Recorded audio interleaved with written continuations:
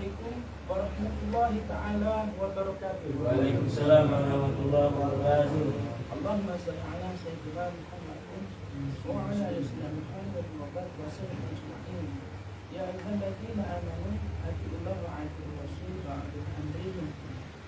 Wahai hamba-hamba Allah Subhanahu wa ta'ala yang beriman, taatilah Allah, taatilah Nabi dan taatilah pada ulul amri. Man yuti'ir rasul faqad ata'a Allah. Siapapun yang patuh pada Rasulullah sallallahu alaihi wasallam, artinya siapapun yang mengikuti Nabi sallallahu alaihi wasallam, artinya siapapun yang sampai di hadirat Nabi sallallahu alaihi wasallam, walaupun secara fisik maupun secara spiritual. Secara fisik itu sebagaimana di zaman para sahabat, atau secara spiritual yaitu di zaman setelah masa sahabat, yaitu tabi'in, tabi'in, lalu masa sekarang misalnya. Maka pasti kepatuhannya itu akan disampaikan kepada Allah Subhanahu wa ta'ala. Hal ini menunjukkan bahwa Nabi sallallahu alaihi wasallam itu secara ruhaniah itu hidup abadi di sisi Allah Subhanahu wa ta'ala. Untuk apa? Untuk menunggu umatnya, untuk menanti umatnya. Siapa umat yang mendatangi beliau maka akan disampaikan pada Allah Subhanahu wa ta'ala. Makanya Nabi sallallahu alaihi wasallam dalam suatu kisah, beliau sedang bersama para sahabat. Lalu wajah beliau itu seperti menuju sesuatu yang jauh sekali. Dan para sahabat bertanya pada Nabi, wahai ya Rasul, apa yang telah kau lihat? Apa yang kau temui? Nabi sallallahu alaihi wasallam, aku sedang menunggu.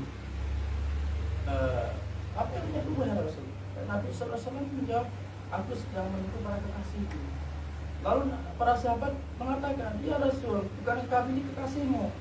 Nabi sallallahu alaihi wasallam mengatakan, kalian adalah sahabatku, aku menanti kekasihku, yaitu mereka orang-orang yang hidup setelah masaku, orang-orang yang hidup setelahku. Mereka tidak pernah melihatku, tapi mereka percaya padaku. Mereka tidak pernah bertemu denganku, tapi mereka mencintaiku.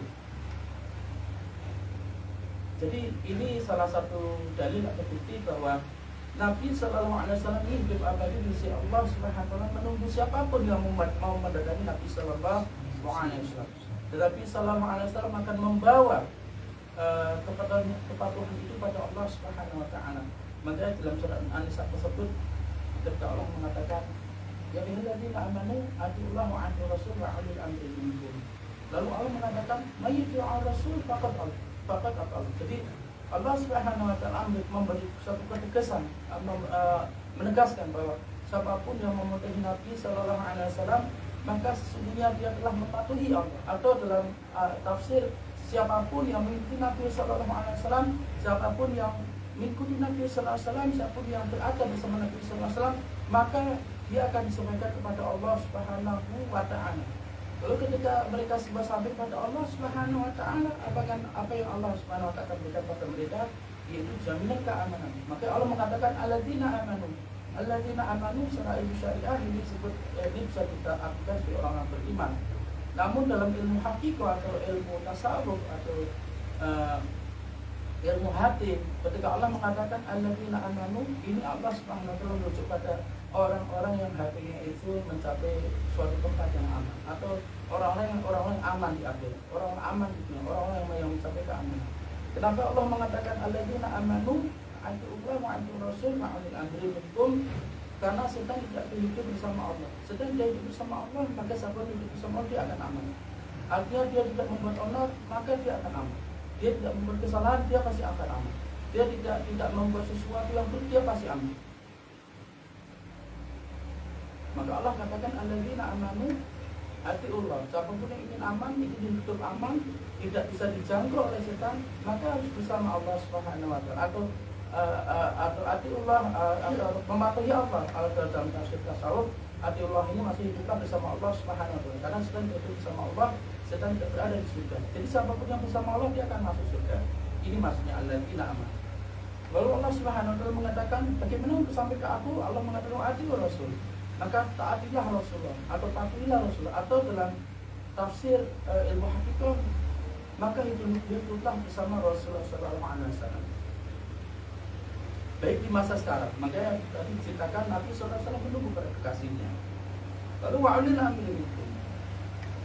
Makanya Nabi sallallahu alaihi wasallam ini dimaksum oleh Allah di maksum itu disucikan atau dijaga oleh perlakuan dari perilaku setan.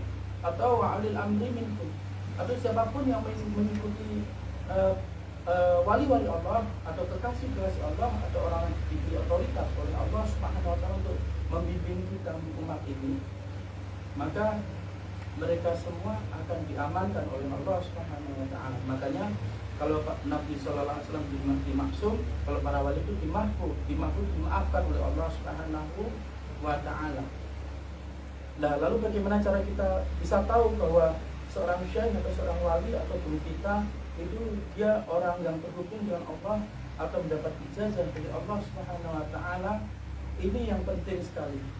Karena di zaman sekarang ini banyak syekh-syekh palsu, banyak guru-guru palsu, banyak orang-orang yang mengaku sebagai guru atau mengaku pembimbing atau mengaku orang-orang yang bisa membimbing, tapi mereka tidak memiliki sanad. Ilmu agama ini luas. Siapapun bisa belajar melalui internet, melalui buku-buku di perpustakaan. Tapi yang penting adalah sanad. Jika kalian tidak memiliki sanad, maka kalian tidak ada jaminan keselamatan. Makanya bagaimana cara kita bisa tahu? Contohnya misalnya seorang guru kita. Dulu guru kita dengan gurunya siapa? Gurunya si ini. Gurunya dia siapa? Gurunya si ini. Terus sampai ke Nabi sallallahu alaihi wasallam, ke Allah Subhanahu wa taala tanpa putus.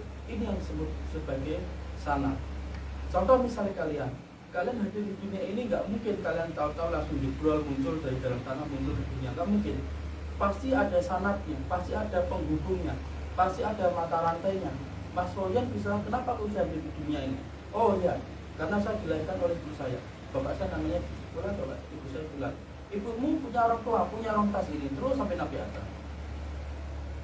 Nggak mungkin Mas Royan tahu-tahu mengatakan, ya pokoknya tahu udah hadir di dunia. Jadi nggak ada yang mengandung, nggak ada yang melahirkan, ya enggak. Jadi seperti itu. Kecuali Nabi Adam alaihi salam, karena beliau diciptakan di surga untuk menjadi induk atau untuk menjadi untuk menjadi saksi atau bukti bahwa sesuatu yang diciptakan diambil dari dunia ini dibawa ke langit, lalu diciptakan di surga, lalu dia akan kembali ke bumi. Untuk menjadi saksi bahwa surga itu ada, bahwa Allah Subhanahu wa taala itu ada, bahwa setan itu ada, bahwa alam ruh itu ada. Jadi seperti itu. Jadi itu pun sanad. Ketika Nabi Adam ke dunia, Nabi Adam menciptakan surga, Nabi Adam menciptakan malaikat, menceritakan tentang alam ruh, menceritakan tentang setan. Artinya apa?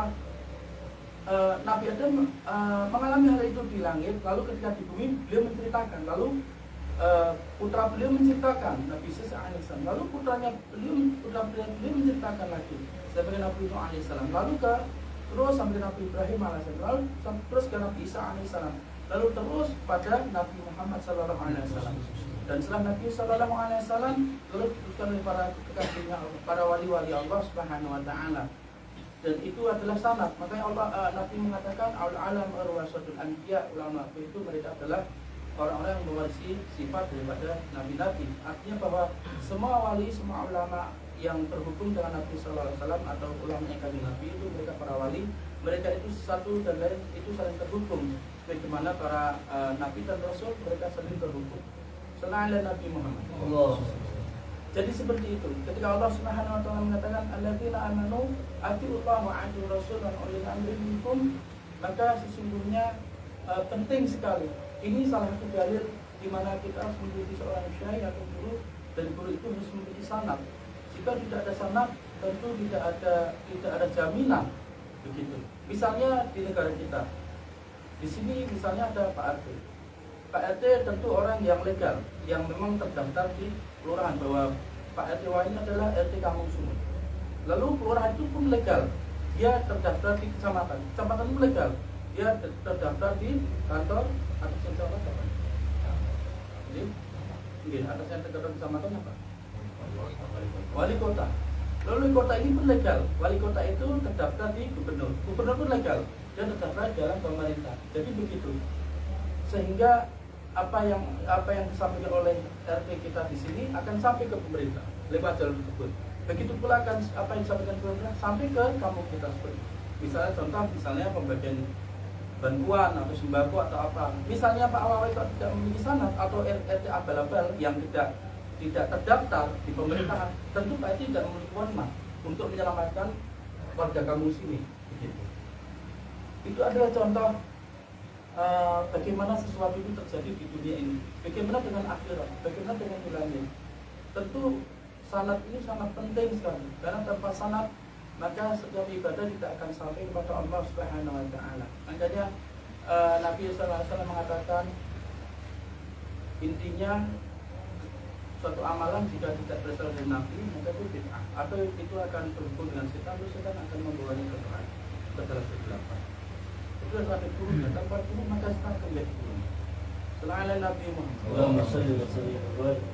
Tadi ketika kita zikir khatamul fawajakan, ketika mata kita tutup, Allah, Allah, Allah, Allah, Allah, Allah, Allah, Allah, Allah. Ada dua jenis penglihatan. Bagi orang awam seperti kita, alam ruh itu terlihat ketika kita itu menutup mata. Atau ketika kita meninggal, maka alam kubur itu kelihatan. Atau ketika kita tidur, maka alam spiritual itu kelihatan melalui mimpi, gitu. Namun ada juga wali-wali Allah ketika mereka hidup, mereka menutup mata, lalu mereka melihat sesuatu. Atau ketika mereka melek pun mereka melihat sesuatu. Ketika tadi kita zikir sampai di kurang lebih sampai di Allah, Allah, Allah, Allah, Allah, Allah, Allah, Allah. Makanya tadi kita agak tersenyum. Alhamdulillah. Jadi begini, ketika kita sampai pada Allah, Allah, Allah, Allah, Allah Subhanahu wa taala memperlihatkan kejadian di akhirat. Jadi sebagian besar orang atau umat atau manusia, mereka membawa amalan sholat tarawih. Oh, itu biasa. Mereka membawa amalan puasa Ramadan. Oh, itu biasa. Mereka membawa qiyam atau qiyamul lail, Lailatul Qadar. Oh, itu biasa. Karena itu lumrah di bulan Ramadan, ya memang itu trademarknya bulan Ramadan. Tapi tadi ada beberapa orang atau beberapa kaum yang mereka itu membawa ke lain sesuatu yang tidak biasa, yaitu mereka juga membawa amalan salat tarawih, mereka juga membawa amalan Lailatul Qadar, mereka juga membawa amalan shaum Ramadan. Namun mereka juga membawa amalan-amalan yang lain yang itu dilakukan sebagaimana pada bulan-bulan yang di luar Ramadan. Makanya terus saya gini, nah, iya ya benar juga ya. Lalu Allah Subhanahu wa taala membanggakan mereka. Maka saya gini lah, iya benar juga ya. Soalnya kalau masuk bulan Ramadan, semua majelis ditutup. Kita duduk majelis karena puasa. Duduk majelis. Karena kita fokus mau ibadah. Loh, di pasar kan juga ibadah. Memang majelis main karambol. Majelis juga ibadah. Jadi amal-amalan majelis yang pada ditutup di bulan Ramadan, jadi dia kan tidak dibawa ke langit karena kan tidak dilakukan. Tapi orang-orang yang tetap melakukan majelis-majelis walaupun di bulan Ramadan, Allah Subhanahu wa taala memberikan sesuatu yang spesial. Maka terlihat tadi amalnya sangat bercahaya sekali. Itu buat para malaikat pendekatku. Lalu Allah Subhanahu wa taala mengatakan pada malaikat, wahai malaikatku. Jadi Allah membanggakan majelis-majelis tersebut. Allah berkata kepada mereka, wahai malaikat, apakah mereka pernah melihat nerakaku? Belum pernah ya Allah.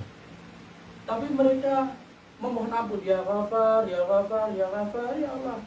Seolah mereka telah melihat nerakaku dan mereka mohon ampun sebelum mereka meninggal dunia. Jadi imannya lebih kuat daripada iman para malaikat.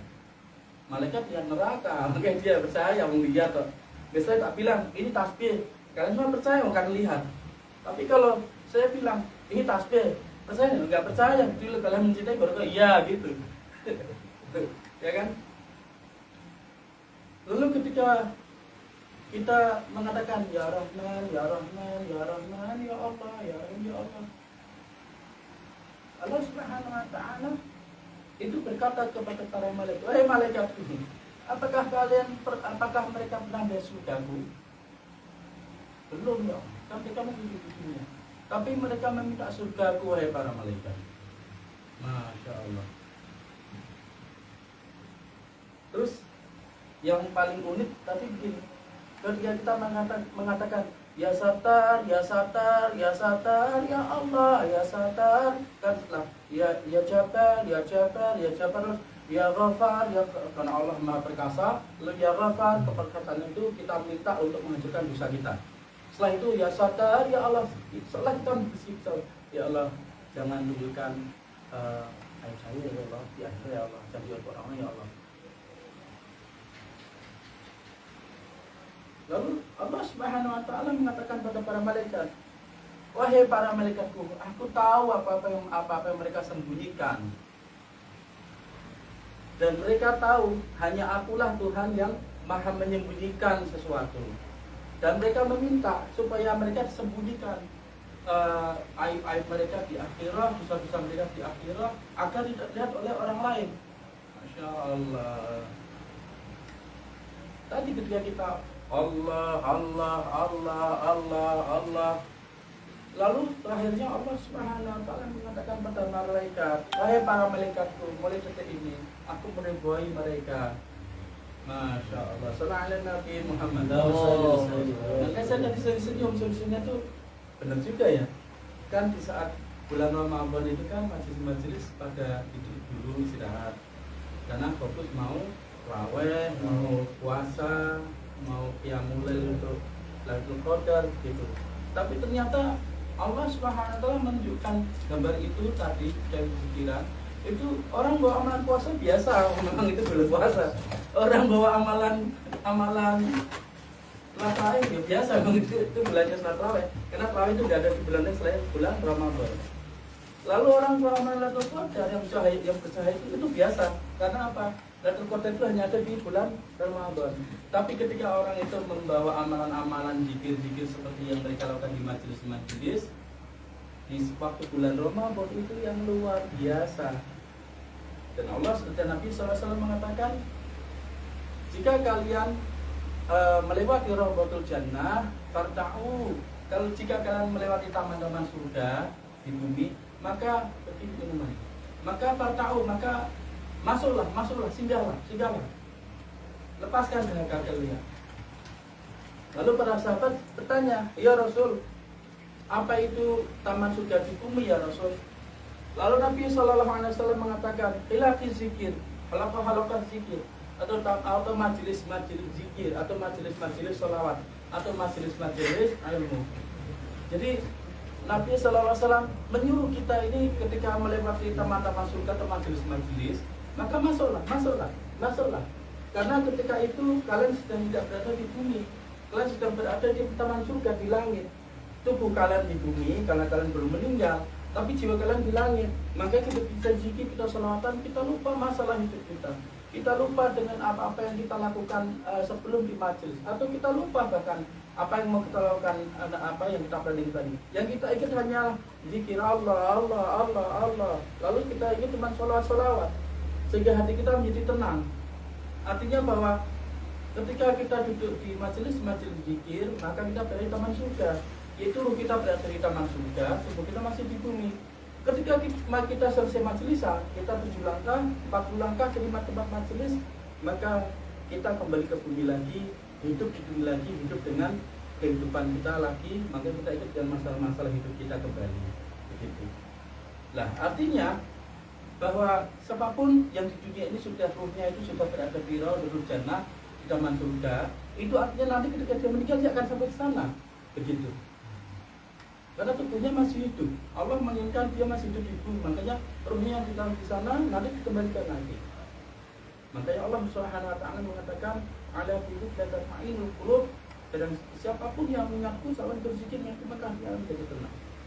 Ketika melihat Allah Subhanahu wa taala dalam halaman zikir begini, maka ruhnya dibawa ke taman surga. Kenapa dia tenang?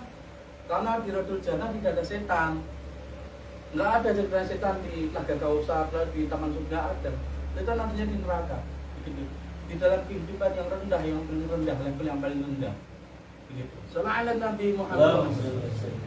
Makanya tadi tak pikir, benar juga ya. Kan biasanya kan kalau mau masuk bulan Ramadan kan banyak sekali berita di mana-mana, penutupan majelis. Terus dulu memang saya sering begini, kenapa enggak malah dibuka aja majelis sebesar-besarnya? Mumpung bulan Ramadan, syahrul ummah, bulan panen, musim ibadah, harusnya lebih banyak lagi begitu. Wallahi baru malam ini Allah SWT menunjukkan gambar seperti itu. Sebelumnya belum pernah kasih gambar itu. Makanya oh benar juga ya.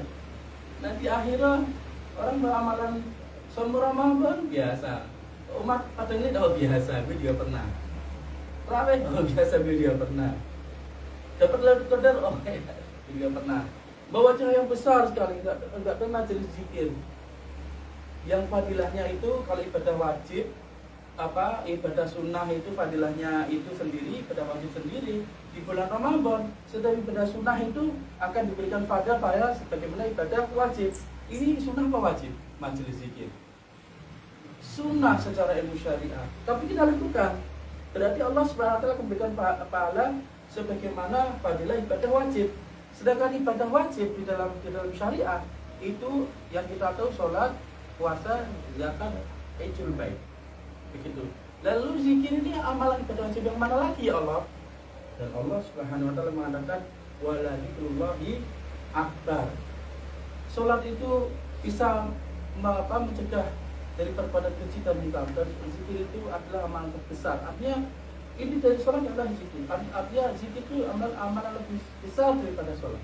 Makanya kita salat masih bisa lupa rakaat kita karena tidak ingat Allah Subhanahu wa taala. Tapi kalau kita ingat dengan Allah Subhanahu wa taala, kita lupa masalah-masalah hidup kita. Karena Allah tidak memiliki masalah. Kalau kita sama Allah nggak ada masalah. Makanya kita sering dari kembali dari Allah kasih besar untuk menyelesaikan masalah kita. Begitu. Jadi seperti itu. Wala dzikrullahi akbar. Lah ini yang saya belum mengerti ilmunya ini.